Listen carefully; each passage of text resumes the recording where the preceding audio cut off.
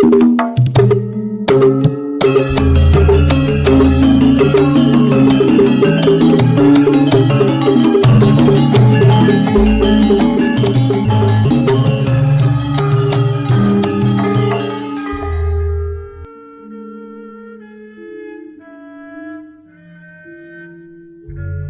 Ibu, para kadang kinasih, simbah-simbah lan adik-adik, para rama, suster, bruder berkah dalem Gusti, sugeng rawuh wonten ing PDSK channel menika.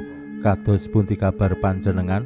Mugi-mugi bagas kasarasan kesehatan kawilujengan tansah mengku kula panjenengan sami anggenipun kelampahi gesang ing dinten menika.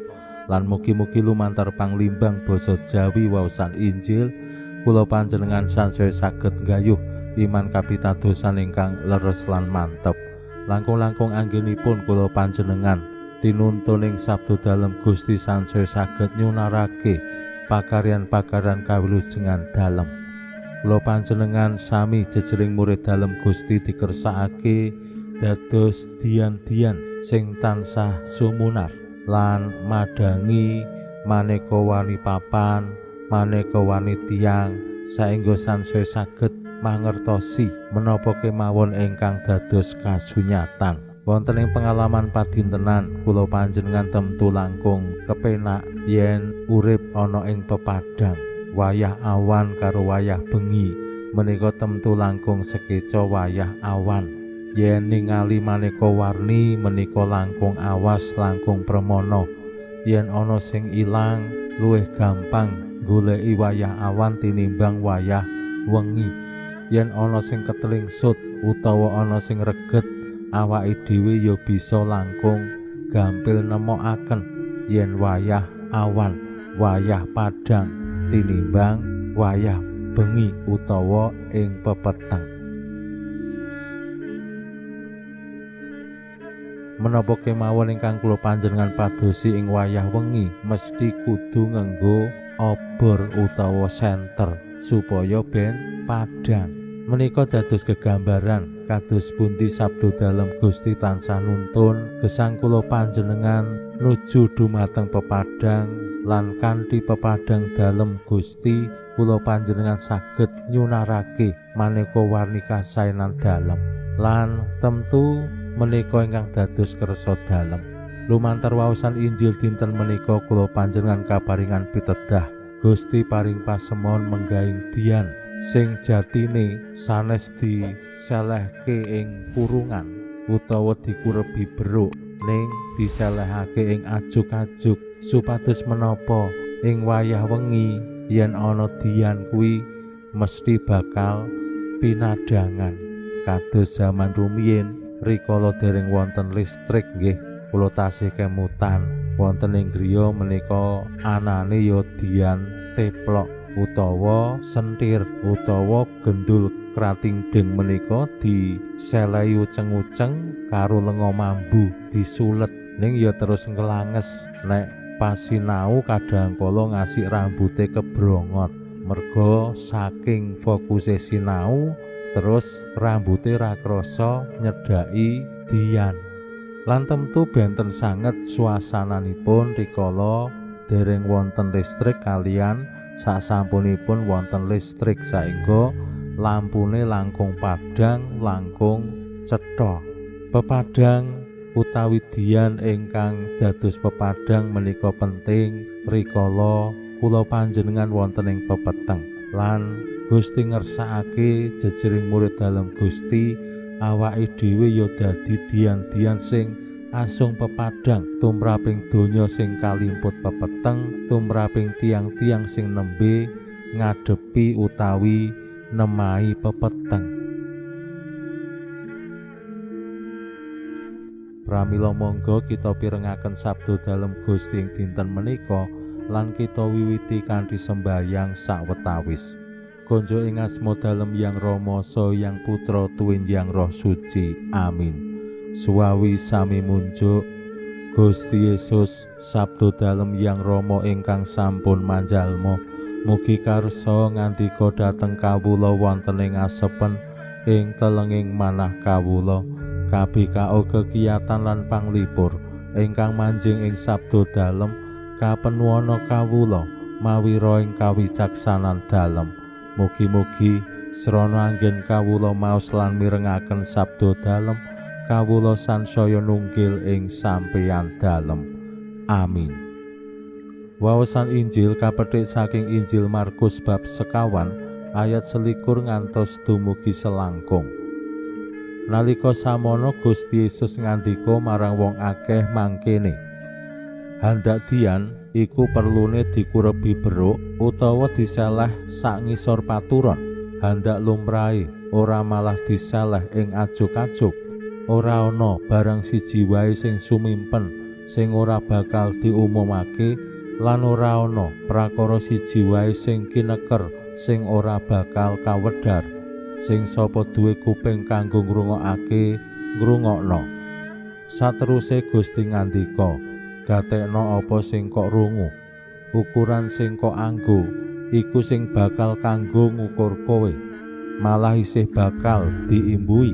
Awit sing sapa deduwen bakal diwenehi, lan sing sapa ora deduwen bakal dipundhut. Dalasan deduwekane dhewe pisan. Makaten sabda dalem Gusti. Suawi sami munjuk. Gusti, kawula munjuk sembah nuwun karana sabda dalem dadosa obor ingkang madangi margining gesang kawula. Katuntuna kawula sageta sabda dalem menika numusi manah ngantos tansah krembaka kangge nggayuh gesang ing suwarga. Amin. Bapak Ibu para kadang kinasih, simbah-simbah lan adik-adik, Gusti Yesus paring pasemon menggaing dian ingkang asung pepadang saengga kedah diseleh wonten ing ajuk-ajuk, ampun dikurebi beruk utawa diseleh sak ngisor peturon.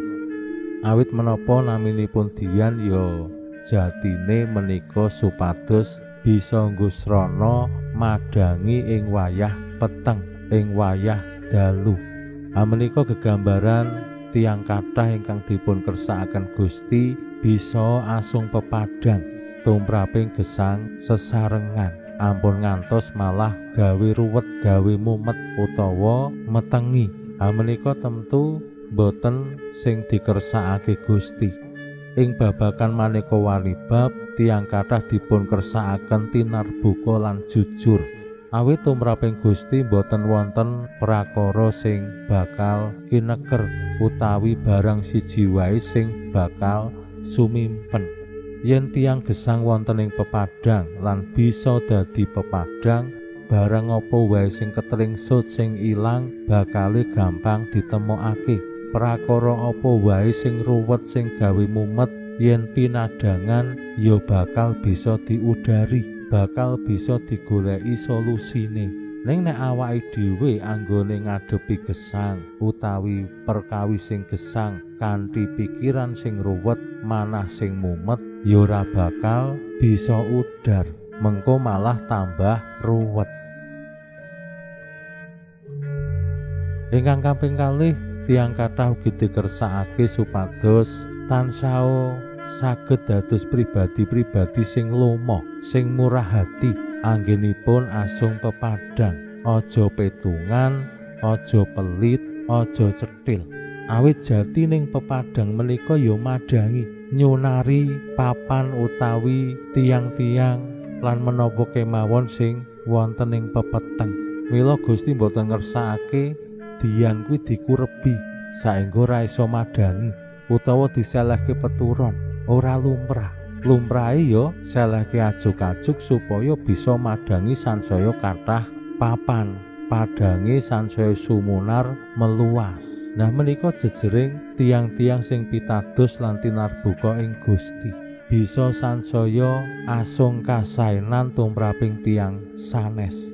Mila nek anggenipun asung berkah utawi kasaenan tumraping tiang sanes kok pitungan, kok pelit, kok cethil, mengko ya piwalese saking Gusti bakale petungan, ya pelit, ya cethil.